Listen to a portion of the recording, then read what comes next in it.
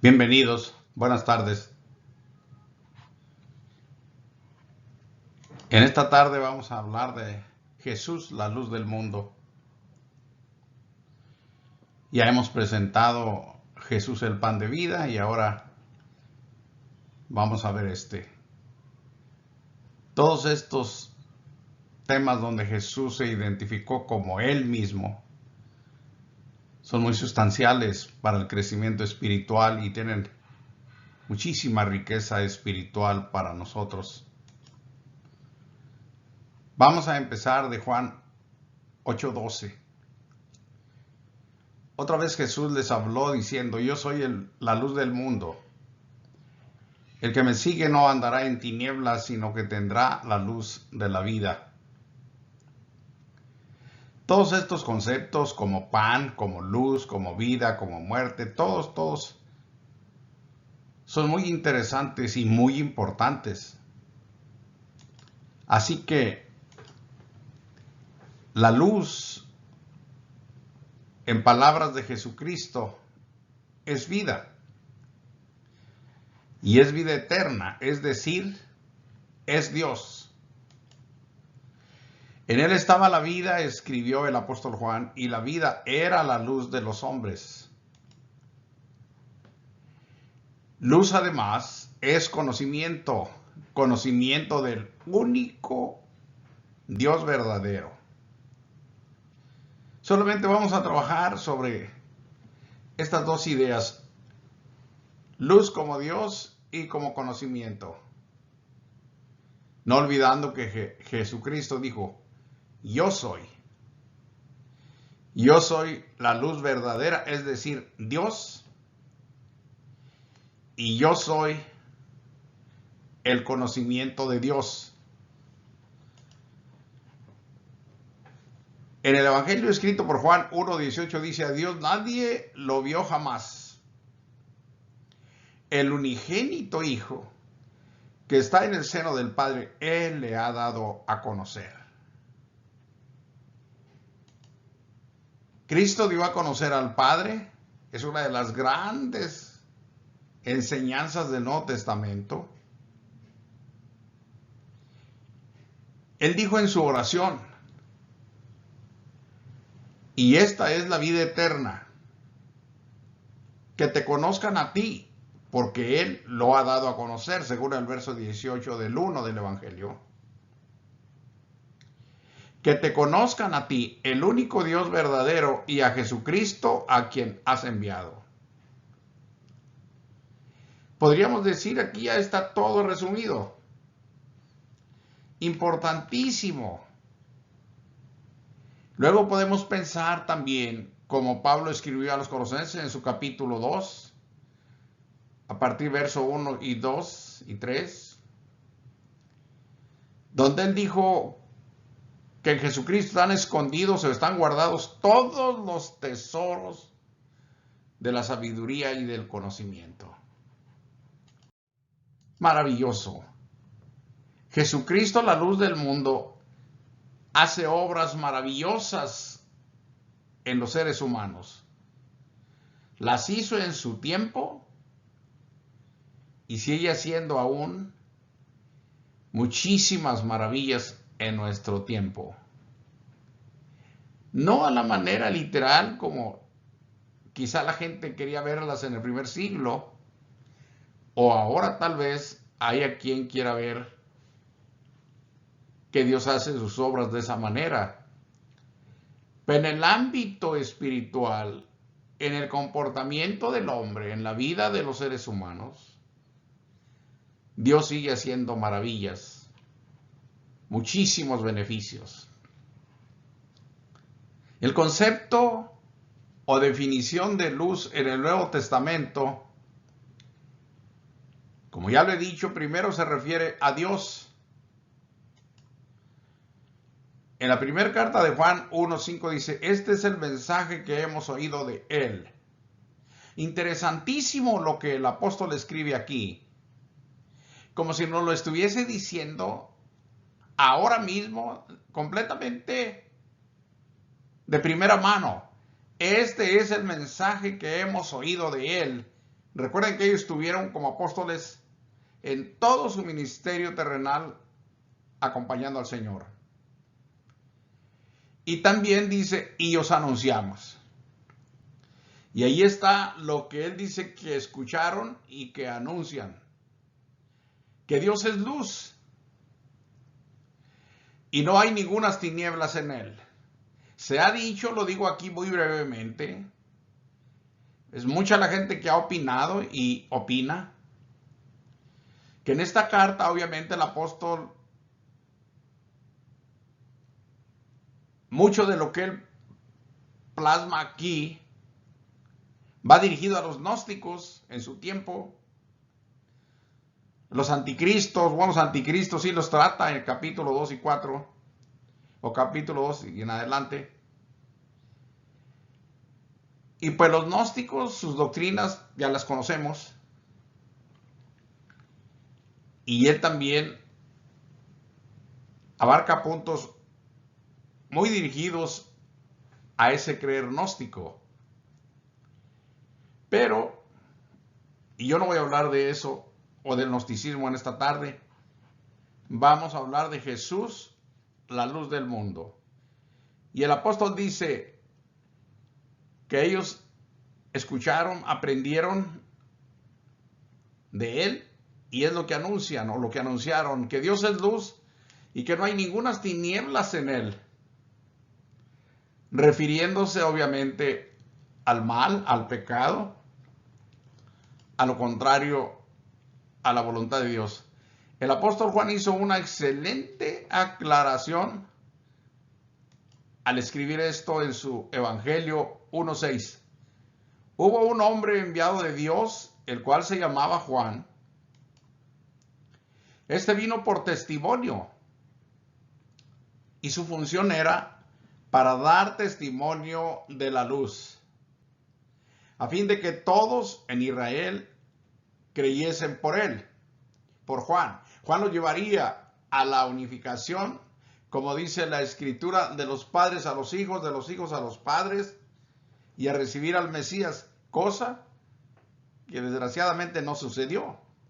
No era él la luz, Juan el Bautista no era la luz, él mismo dijo que él no era, sino que fue enviado para que diese testimonio de la luz, es decir, de Cristo. Aquella luz verdadera que alumbra a todo hombre venía a este mundo. Jesús, la luz del mundo, vino a dar vida a los hombres. Poco a poco vamos viendo las razones, el por qué. Solo de esta manera, conociendo el panorama, viéndolo claramente, podemos entender bien las ideas, los conceptos, la enseñanza de Jesús. Eso de que Jesús es la luz del mundo se entiende cuando vemos un mundo completamente en tinieblas. Y ahí es donde se pone de manifiesto plenamente el mensaje con toda su excelencia, con toda su gloria. Vino a dar vida a los hombres. En el principio era el verbo, y el verbo era con Dios, y el verbo era Dios. Este era en el principio con Dios. Todas las cosas por él fueron hechas, y sin él nada de lo que ha sido hecho fue hecho. En él estaba la vida, y sigue estando. Y la vida era la luz de los hombres. La luz en las tinieblas resplandece, y las tinieblas no prevalecieron contra ella. O se es luz o se es tinieblas, pero donde llega la luz, las tinieblas se disipan. Aquí obviamente los conceptos, las ideas, luz, tinieblas, nosotros los vemos literalmente, entendemos a qué se refiere la palabra luz y tinieblas, pero metafóricamente estamos hablando de santidad, estamos hablando del bien de Dios, Y estamos hablando de pecado o de la maldad del mundo. Y Cristo entró en los hombres en una terrible oscuridad de ignorancia, de maldad y de muerte. En otras palabras, este mundo, cuando Cristo viene, era un verdadero caos. Todo oscuro, como en el principio de la creación que dice la Escritura, que las tinieblas estaban ahí, sobre la faz del abismo. Pues cuando Cristo vino, el mundo que Dios crió, en este caso el hombre, estaba en una terrible oscuridad, hablando de la forma de vivir. Cuando Jesús oyó que Juan estaba preso, volvió a Galilea y dejando a Nazaret, vino y habitó en Capernaum, ciudad marítima en la región de Zabulón y de Neftalí, para que se cumpliese lo dicho por el profeta Isaías cuando dijo: tierra de Zabulón y tierra de Neftalí, camino del mar al otro lado del Jordán, Galilea de los gentiles. Y luego el 16. El pueblo asentado en tinieblas vio gran luz, y a los asentados en región de sombra de muerte, luz les resplandeció. Eso es lo que yo les dije. Un mundo terriblemente en tinieblas y en muerte, en ignorancia de Dios y en pecado. Allí llegó Jesús. Luz le resplandeció como había sido profetizado. Desde entonces comenzó Jesús a predicar y a decir: arrepentíos, porque el reino de los cielos se ha acercado. Es tan grave el efecto que causó el pecado en la mente y en el corazón de los descendientes de Adán, en las personas, que aún sufren hasta el día de hoy esta terrible ceguera. Fue tan duro el efecto del pecado que causó ceguera, causó sordera, causó todo tipo de males en los hombres. En el mundo estaba, y el mundo por él fue hecho, pero el mundo no le conoció. Solamente estando completamente sordos, completamente ciegos, estando de mente afectados de la razón, puede suceder esto. Dios tomó forma de siervo, se hizo semejante a los hombres y habitó entre los hombres. Vivió con ellos, habló con ellos, convivió con ellos, los ayudó, les hizo toda clase de beneficios, los colmó de bendiciones, les mostró su gloria, su gran poder, dándoles salud, resucitando los muertos, haciendo cosas maravillosas que nunca nadie se había visto en este mundo. Pero el pueblo estaba tan, pero tan dañado, que no lo conocieron. Como si no hubiese venido, como si no hubiese hecho nada. ¡Qué terrible! ¡Qué decepción! ¡Qué increíble esa realidad en que el hombre vive! No le conocieron, no obstante todo lo que él hizo. Pero aún hay cosas peores. Lo más crítico es que los hombres no reconozcan su ceguera. Y es un problema hasta el día de hoy.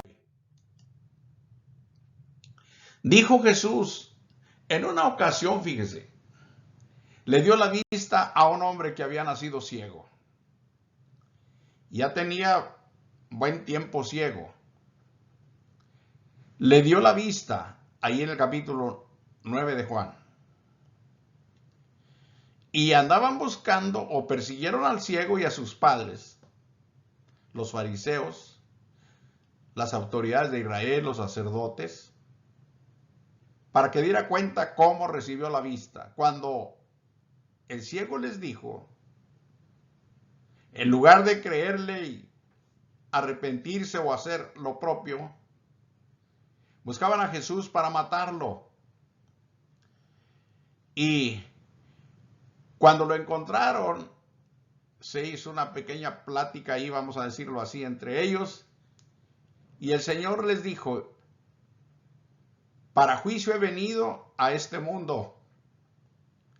Y luego les aclara, para que los que no ven, vean.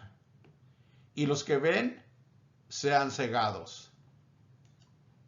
Entonces algunos de los fariseos, los doctores de la ley que estaban con él, al oír esto, le dijeron, ¿acaso nosotros también somos ciegos?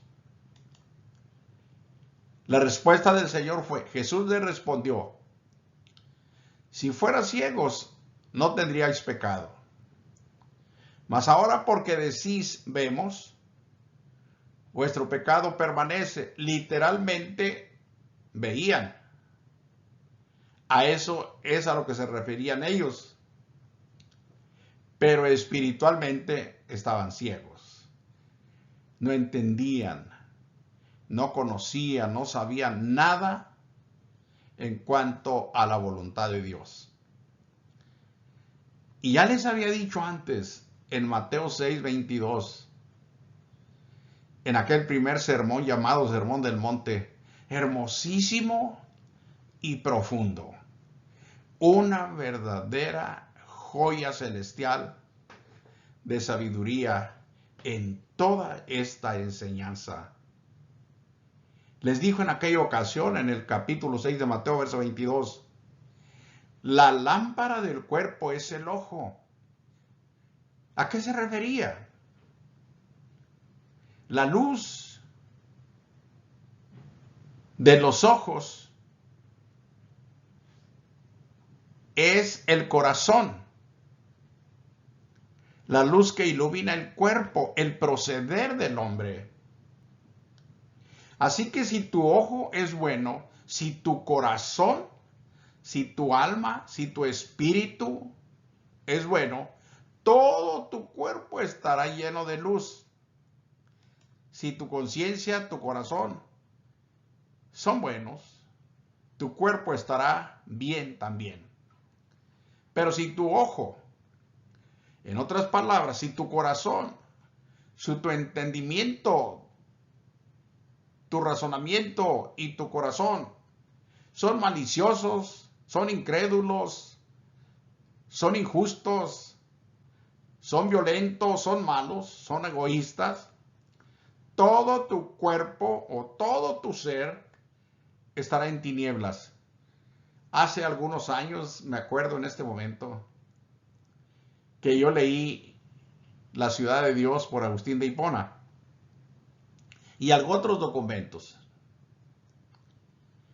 Y por ahí leí en esa ocasión una parte que decía que el hombre que es espiritual en su espíritu, también lo es en su carne.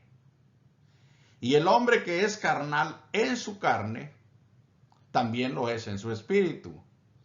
Y algo de verdad había en ello porque tiene cierta relación con esto. Ven el 23. Pero si tu ojo es maligno, hablando ya del corazón, de la mente, de la persona en sí, todo tu cuerpo estará en tinieblas. Así que, vean lo que dijo Jesús, que profunda sabiduría. Si la luz que hay en ti, o que en ti hay, es tinieblas, pregunta el Señor, ¿cuántas no serán las mismas tinieblas. ¿Se imagina?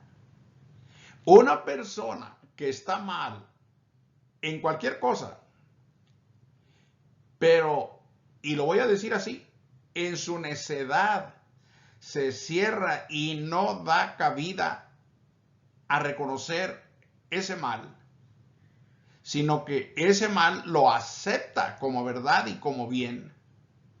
Entonces lo que tiene en su mente y en su corazón son tinieblas, es maldad, es ignorancia, es pecado. Pero para él es lo contrario. Ese es un terrible problema. Por eso en este mundo, hermanos, amigos, hay que tener cuidado con el concepto que uno tiene de sí mismo, porque hay mucho de eso del falso concepto, que la persona se crea realmente lo que no es. Eso es una cuestión peligrosa. Tiene uno que ser muy honesto. Yo siempre he dicho eso, la honestidad, la sinceridad, la verdad, todo esto debe de ser fundamento en nuestro diario vivir. Y verso 14 del capítulo 15, cuando por ahí los fariseos también le presentaron una queja de que por qué sus discípulos no se lavaban las manos para comer pan y algunas otras cosas. A las respuestas de Jesús, los fariseos se disgustaron y los discípulos le dijeron, ¿sabes, maestro, que los fariseos se enojaron cuando escucharon esto, lo que tú dijiste? Él dijo como respuesta a sus discípulos, dejadlos, son ciegos, guías de ciegos. Y si el ciego guiare al ciego, ambos caerán en el hoyo. Les comento, desde hace un poco más de los 44 años que yo empecé a estudiar la Biblia, yo nunca antes había tenido una Biblia en mis manos. Desde entonces yo me dediqué a fondo y todo mi tiempo estaba solamente en el trabajo, la familia y el estudio de la Biblia. Ese era mi mundo, mi vida. Pero entonces yo pensaba, bueno, si la Biblia es la verdad de Dios y es un solo mensaje en un mismo documento y no hay contradicción alguna y todo está perfectamente claro, ¿por qué los hombres se dividen? ¿Por qué no están todos unidos en una sola enseñanza? Pues ese es el fin de la propia enseñanza, la unidad en este mundo. Y ahora la unidad en Cristo, la luz del mundo. Pero ¿saben qué es lo que pasa? Que cada persona utiliza sus propias opiniones sobre la verdad que Dios nos ha dado. Y a la verdad le cierra la posibilidad y le cierra el entendimiento y se establece sobre otras cosas, aunque sean falsas. Eso no es razonable, eso no es sabio. ¿Qué gana la persona con aferrarse a una cosa que no es? A una mentira, algo engañoso. ¿Qué beneficio se tiene de eso? Nada. Igual los fariseos aquí, en lugar de disgustarse con Jesús, debieron de razonar, pensar, indagar, investigar que las razones o las cosas que el Señor les estaba hablando eran la verdad.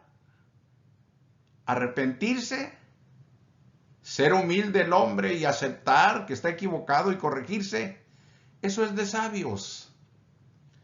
Pero negarse a la verdad y aferrarse a la mentira, eso no es de sabios.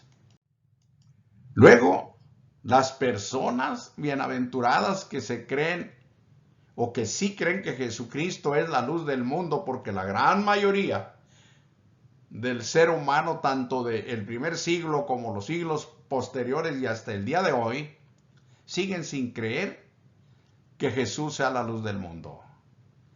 Y los que quieren creer, al poco andar se dividen. Y están todos divididos unos de otros. Cosa que no corresponde a la vida de Jesús. Pero los que sí creen verdaderamente que Jesús es la luz del mundo, noten ustedes, Cristo enciende la luz de la vida en el corazón de dichas personas.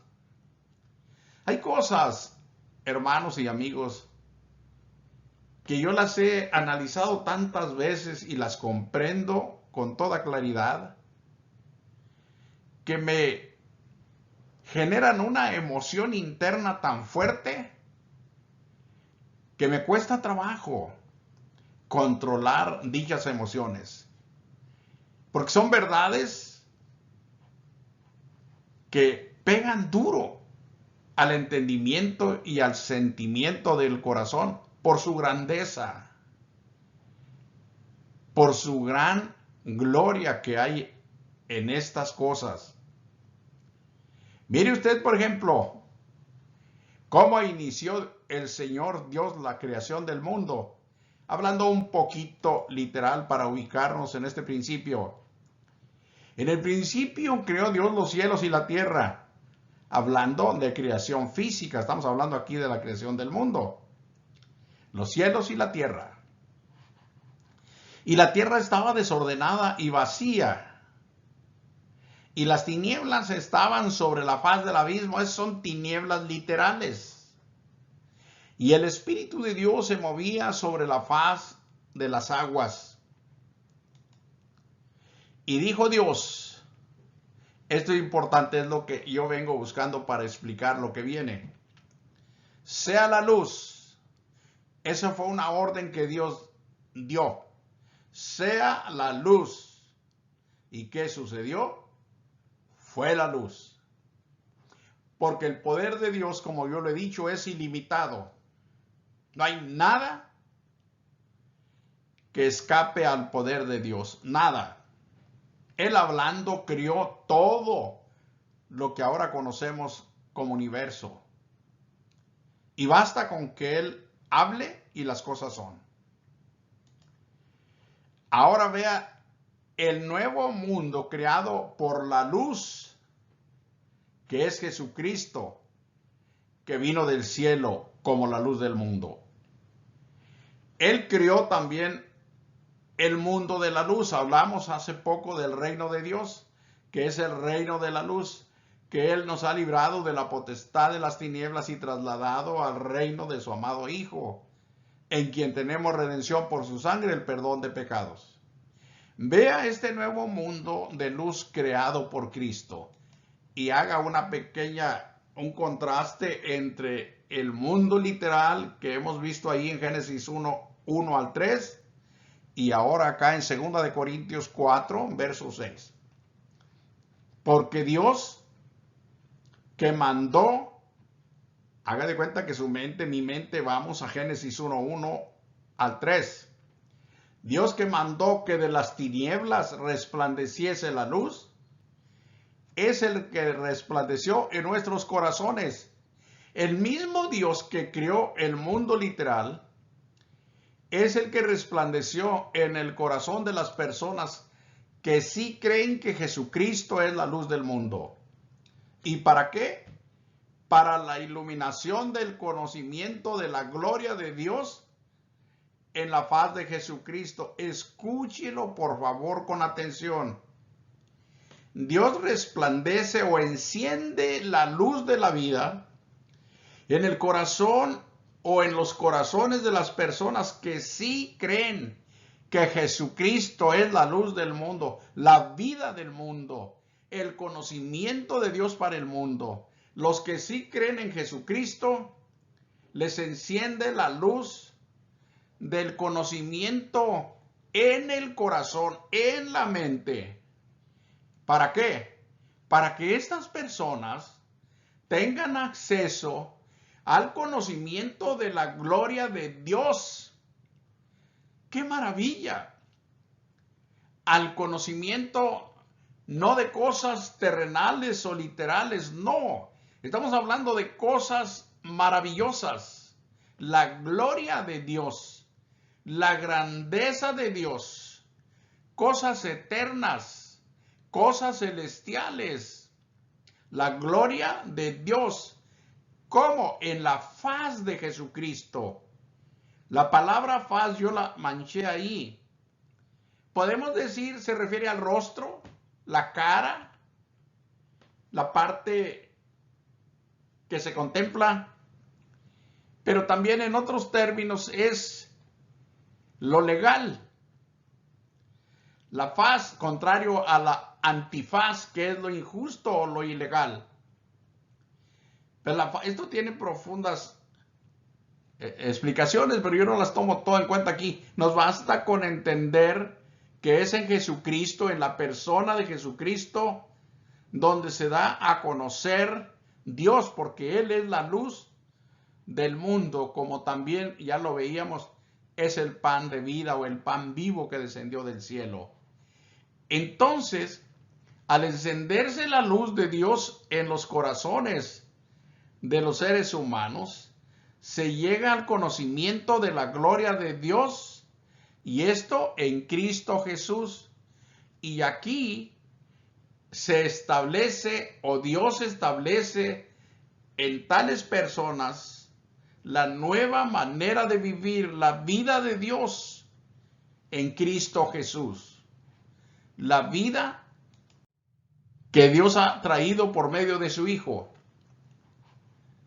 Dios enciende la luz en el corazón de los que le creen y desde ahí se manifiesta. Es una cosa muy, pero muy gloriosa. El apóstol Pablo escribió esto: y de conocer el amor de Cristo eran sus oraciones en favor de la hermandad en su tiempo para esto, que los hermanos todos conocieran y que conozcamos ahora el amor de Cristo que excede a todo conocimiento. ¿Ve usted la índole del amor de Dios en Cristo Jesús? Excede, sobrepasa.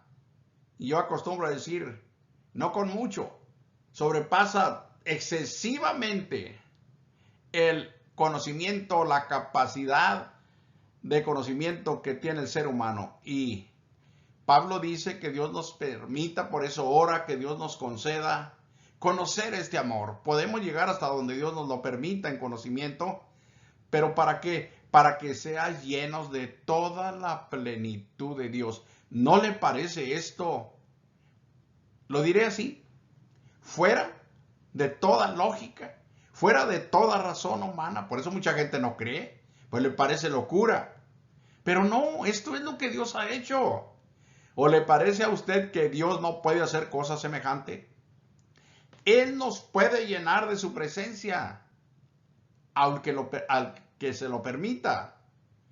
Que sean llenos de toda la plenitud de Dios, porque Él es la luz del mundo. Y los hombres hacemos bien en creerlo. Dios, con su excelente poder, permite que sus hijos lo conozcan y les da todo lo necesario para que vivan como Él.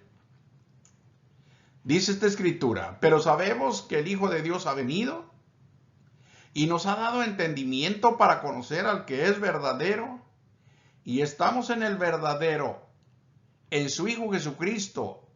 Este es el verdadero Dios y la vida eterna. Ahora, hay algo que no lo he mencionado, lo voy a mencionar aquí muy brevemente. Escrituras como estas, sabemos que el Hijo de Dios ha venido, vino del cielo, como ya lo sabemos, y nos ha dado entendimiento a los que han creído que es la luz del mundo. ¿Entendimiento para qué? Para que conozcamos al que es verdadero.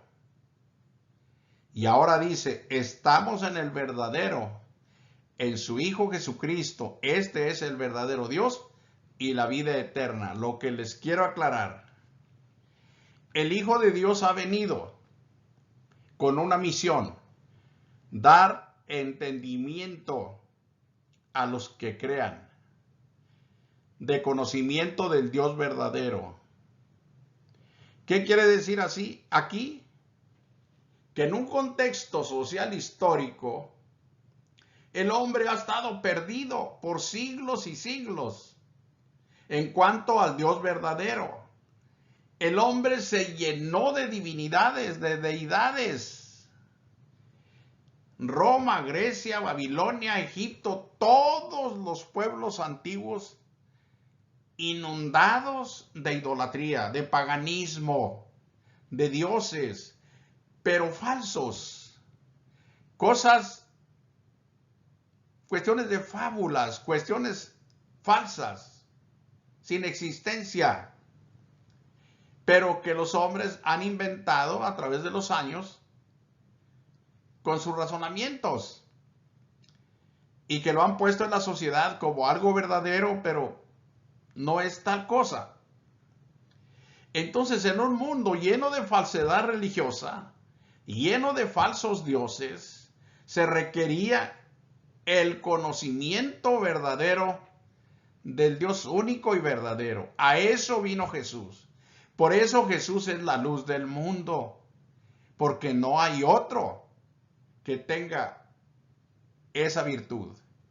Nos ha dado entendimiento para conocer al que es verdadero, para que no se nos engañe y se nos lleve tras tanta mentira y tanta idolatría, que lo único que hace es destruir la sociedad.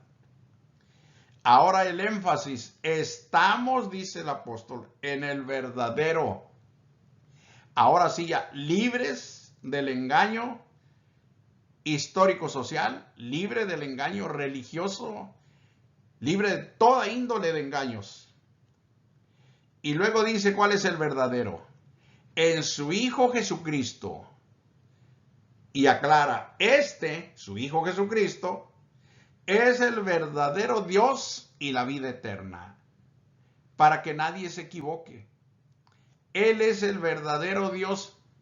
Conflicto de razonamiento humano.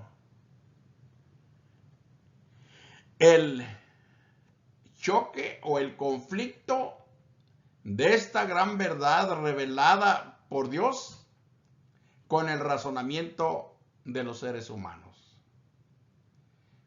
¿Cuál conflicto? Aquí, que Jesucristo no es Dios, que Él es hijo y que como hijo no puede ser el Padre a la vez, que Él es hijo pero nunca Dios, que es un Dios pero inferior, que fue un simple hombre perfecto pero hombre, y tantas, los gnósticos, que era un fantasma, que no contenía sustancia literal, que no era de carne y sangre. Por eso el apóstol dice que el anticristo no confesaban que Jesús había venido en carne. Y si Jesús no vino en carne, entonces no hay redención. Tampoco murió. Una serie de cosas gravísimas, herejías o heréticas que los hombres han creído. Ya he dicho yo y lo voy a repetir, Jesucristo es el Padre y el Padre es el Hijo. El Hijo es el Padre. Jesús lo dijo una y otra vez. El que me ha visto a mí ha visto al Padre. Ahora se argumenta, no es que en unidad, es que está hablando de la unidad, no. Está hablando de la esencia, no solo de unidad. ¿Por qué? Porque ya lo he dicho, Dios es ilimitado en todos sus sentidos. No tiene límite, no se le puede limitar por nada. Ya lo he dicho, ni en el tiempo, ni en el espacio, ni de ninguna manera. Sí, Dios tomó forma de carne, de hombre, sin dejar de ser el Padre en su trono. Y se manifestó, dice Pablo, grande es el misterio de la piedad. Dios, el único Dios, fue manifestado en carne. Y Juan dice, vimos su gloria, vimos su grandeza, lleno de gracia y de verdad. Él es Dios. No hay ninguna injusticia que el Señor se haya manifestado como hijo, que haya hablado de su padre como padre o algo separado. No hay ninguna incoherencia, ninguna contradicción con lo que aquí estamos leyendo. El verdadero Dios y el único Dios es su Hijo Jesucristo. Aquí dice, este es el verdadero Dios y la vida eterna. ¿Cómo? Pues así lo ha hecho el Padre. Es Dios y así se ha manifestado. No hay manera de cuestionarlo. No podemos por nada ir en contra de la verdad que Dios nos ha revelado. Nuestra capacidad nos parecerá en algún momento muy grande, nuestra capacidad pensante, nuestro intelecto, pero no es verdad. Nosotros somos seres limitados, muy chiquitos. Fíjese, la Biblia dice que como una menuda gota de agua así en la palma de la mano, delante de Dios es el mundo entero, que como un insignificante granito de arena en la palma de la mano, es el mundo delante de Dios. Y como menos de lo que es, así considera Dios todo lo que ahora vemos. ¿Se imagina? Eso se lo dijo al pueblo de Israel por boca de Isaías cuando decía, ¿qué casa me van a edificar? ¿Cuál será el lugar de mi reposo? Y empieza a aclararles cosas como las que les estoy diciendo. Si es así, que todo el universo mismo es como una gotita de agua en la palma de la mano, ¿dónde va usted a edificar algo, una mansión para que Dios viva? ¿Dónde? ¿Ve usted? Ahora, ese supremo creador maravillosamente excelso, ¿cómo viene a morar en el corazón del ser humano? Porque es lo que vimos. Dios que mandó que de las tinieblas resplandeciese la luz, es el que resplandeció en nuestros corazones para la iluminación del conocimiento de la gloria de Dios en la faz de Jesucristo. Es algo imposible, absolutamente imposible. Dios, el creador de todo, morando aquí adentro de un cuerpo de carne y sangre. No, no, no, no, no, no. Por eso la gente no cree. Pero es verdad, es así. Dios es Dios, Él es poderosísimo, grandioso.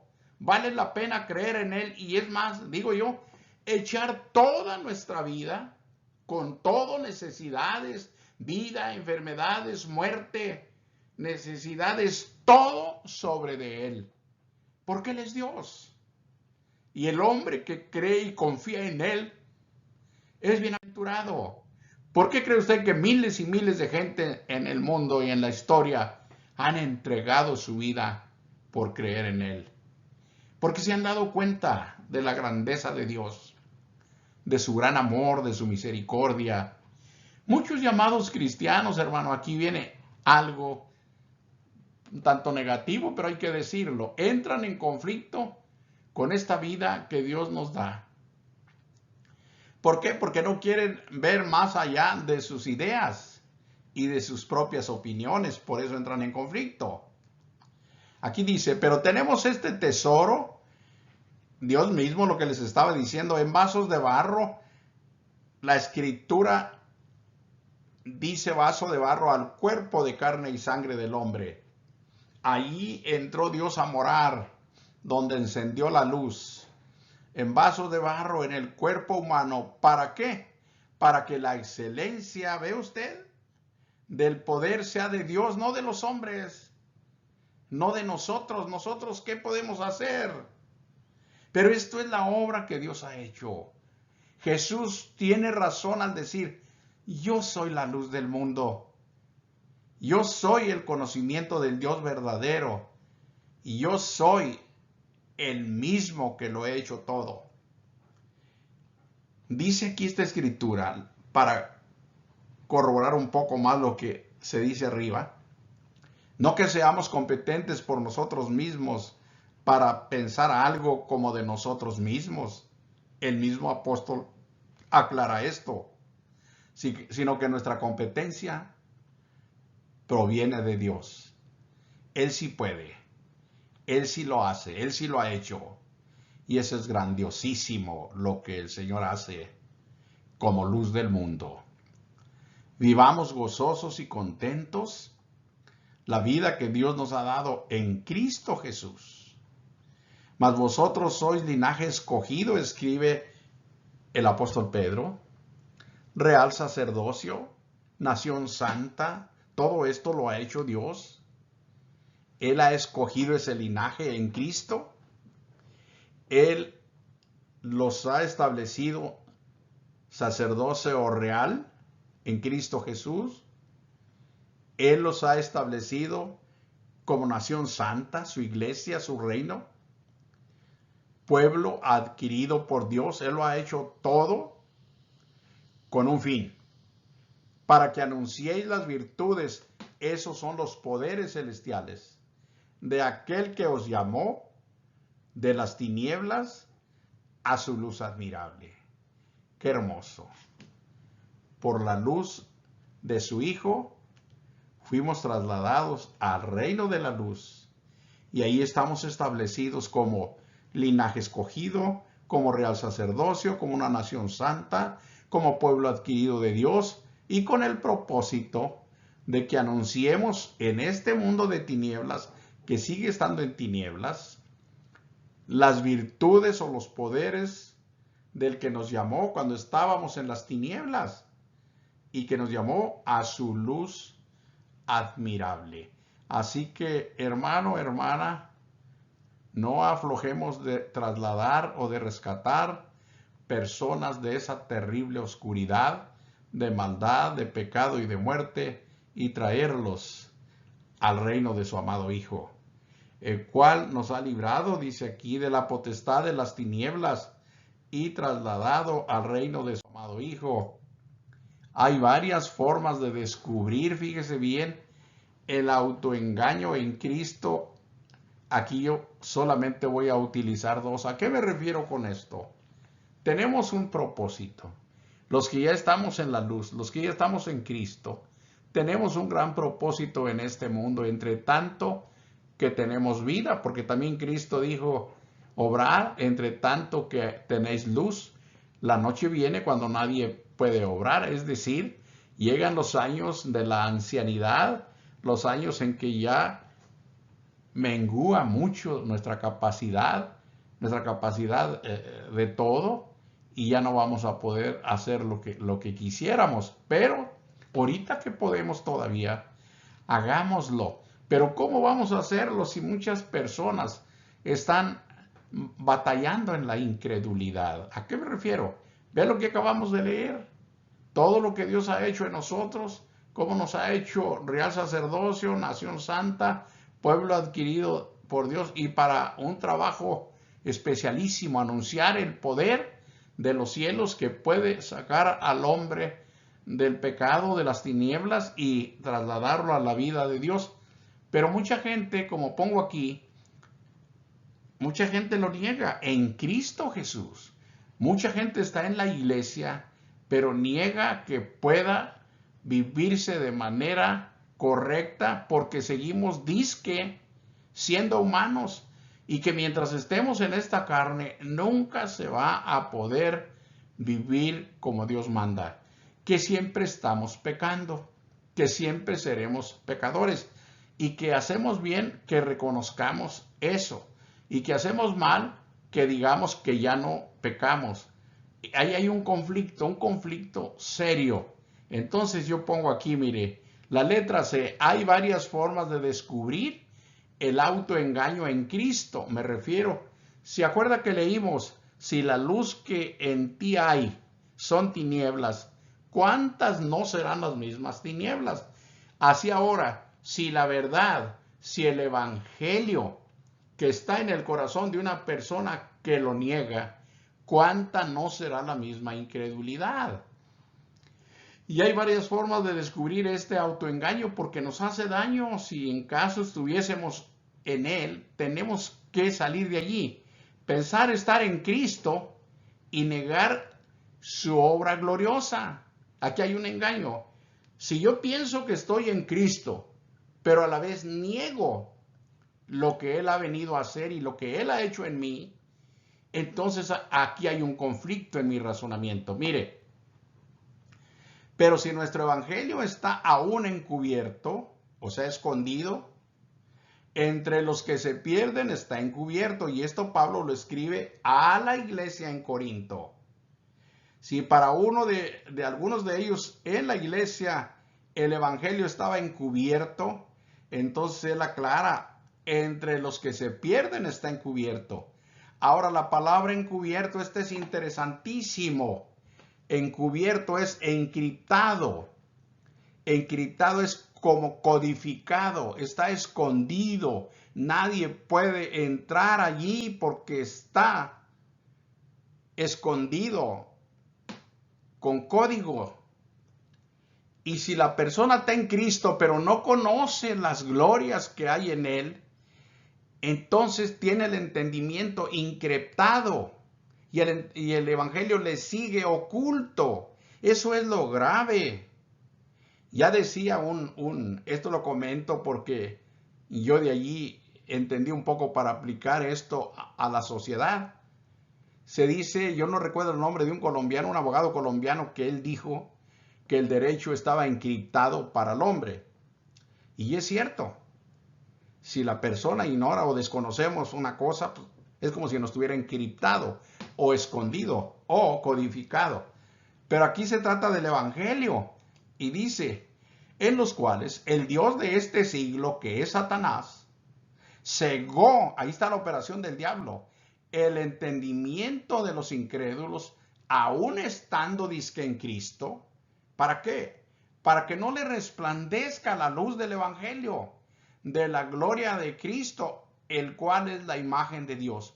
Lo que ya vimos, lo que Dios hace con los que sí creen y obedecen, como puse yo, los bienaventurados que sí creen, cómo Dios enciende la luz dentro de su corazón para iluminarlo todo.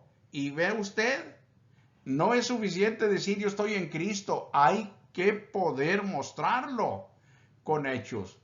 A veces decimos, debemos ser coherentes, no que decimos una cosa, sobre todo desde el púlpito, nos llenamos la boca de amor, de justicia, de verdad, de humildad, y en los hechos enseñamos lo contrario. Gente iracunda, gente violenta, gente despiadada. Eso no debe ser así, eso no es legítimo, eso no es limpio, basta de doble moral. Es necesario aprender a ser humildes, sencillos y de una sola vida, de una manera de vivir nada más, en los cuales el Dios de este siglo cegó el entendimiento de los incrédulos para que no les resplandezca la luz del evangelio de la gloria de Dios. Y luego, creer ser hijos de Dios y vivir negándolo, eso es fácil de conocerlo. Timoteo 2, 3 y 5 dice que tendrán apariencia de piedad, pero negarán la eficacia de ella. A esto se evita, dice Pablo. Tendrán apariencia de piedad. Esa es la vida de Dios, la vida de Cristo, la vida de la luz. Tendrán apariencia, usted sabe lo que es la apariencia. Y dice, pero negarán que la eficacia de la piedad, la eficacia de ella. A esto se evita, ¿cómo qué? El evangelio es poder de Dios para salvación y hace santo al que lo recibe, lo hace limpio, lo hace irreprensible delante de Dios.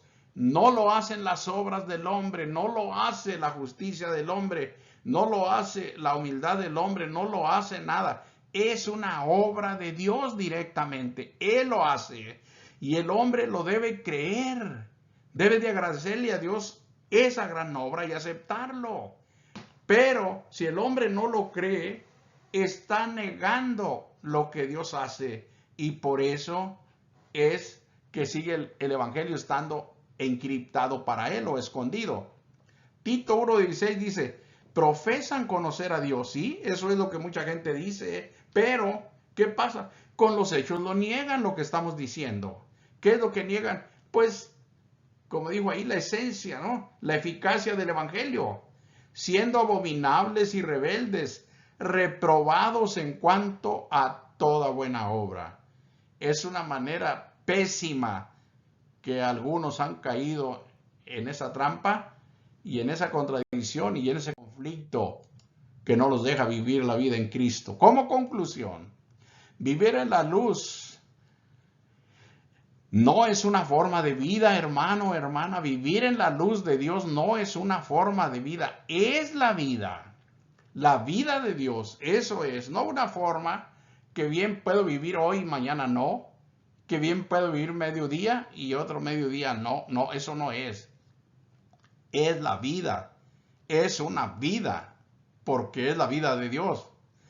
Dice la primera carta de Juan 1:7, pero si andamos en luz como Él está en luz, tenemos comunión unos con otros y la sangre de Jesucristo, su Hijo, nos limpia de todo pecado. Ese es el mundo, esa es la vida de todos los que han acudido a Jesús, la luz del mundo. El que ama a su hermano permanece en la luz y en él no hay tropiezo. Bien fácil de darnos cuenta si somos o no somos. Los hijos de la luz saben que no pueden vivir en las tinieblas.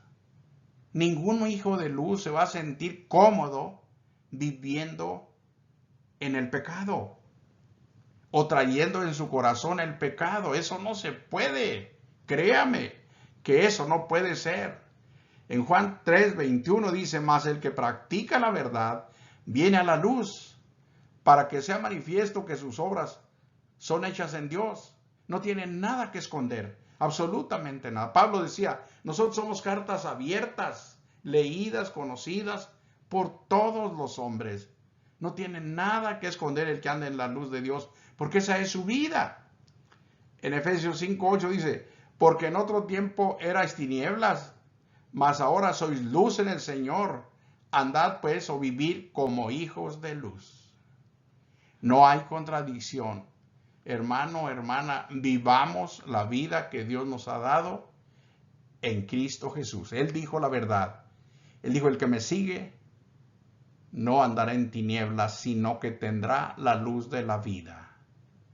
Y trabajemos a sacar a la gente que está en las obras de las tinieblas. No nos hagamos partícipes con ellos. Ayudémoslos a salir de allí, porque el tiempo se nos acaba. Dios les bendiga. Muchas gracias por su atención y ánimo a seguir a Jesucristo. Él es la luz del mundo. Él es la vida. Él es el que nos puede salvar. Dios los bendiga. Muchas gracias por su atención y hasta la próxima.